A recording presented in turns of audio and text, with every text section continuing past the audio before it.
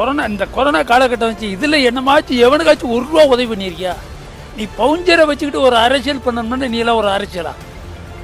இருக்கிறவங்க பூரா இன்னைக்கு பவுன்சரை வச்சுக்கிட்டு அரசியல் பண்ணுறான், இல்லை ரவுடியை வச்சுக்கிட்டு பண்ணுறானா? எல்லாமே இவங்கள்ட்ட பூரா இருக்கிறது வந்து இவர் அரசியலுக்கு லாய்க்கு இல்லைங்க. விஜயகாந்த் இந்த தெருவில் தான் இருந்தார். ஒரு நாளைக்கு 200 பேருக்கு மேலே சாப்பாடு போடுவார் வருஷக்கணக்கில். அப்படி இருந்தவருக்கு கூடாத கூட்டமாக விருத்தாச்சலத்தில் அவரே என்ன பண்ணார் சொல்லுங்க? ரிஷிவந்தத்தில் என்ன ஆனார்? அவருக்கு இல்லாத ஒரு செல்வாக்கு நமிதா போனாலும் கூட்டம் வரும். சொல்கிறது கேட்டுங்களா? தமனா போனாலும் கூட்டம் வரும். இன்னைக்கு ஒரு அஜித்தோ ஒரு சூர்யாவோ போனால் எவ்வளோ கூட்டம் கூடும்? வேற காட்டில் கூடும். நீ வச்சிருக்க காசை கொஞ்சம் கரைக்கிறதுக்கு சொல்ல தேஞ்சிவா எல்லாரும். ஏறிக்கிட்டு போகிறவனே எவனை வந்து ஓன்னு தான் சொல்ல தேஞ்சிவான்.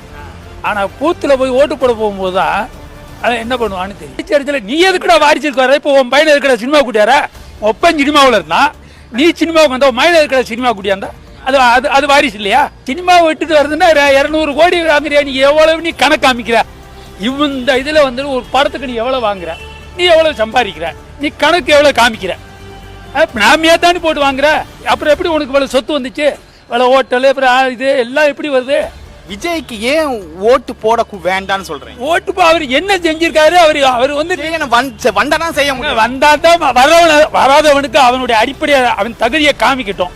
அதுக்கு பின்னாடி எப்படின்னு பார்க்கலாம். முதல்ல விஜய்க்கு என்ன தெரியுமா? ஏன்னா சினிமாவில் போட்டு 2 பிள்ளைய டான்ஸ் போட்டு கட்டி பிடிச்சி ஆடிட்டு அது மாற்றமா? அவர் மாற்றம்னு சொல்றது எப்படி? இந்த சட்டியோட வருதுங்க. இப்போ பார்க்குறீங்களா? இப்போ ஃபாரின்ல இருந்து பூரா சட்டியோட வருதுங்க. அது மாதிரி மாற்றத்தை கொண்டாட போறாரா? அவருக்கு என்ன தெரியும் மாற்றம்?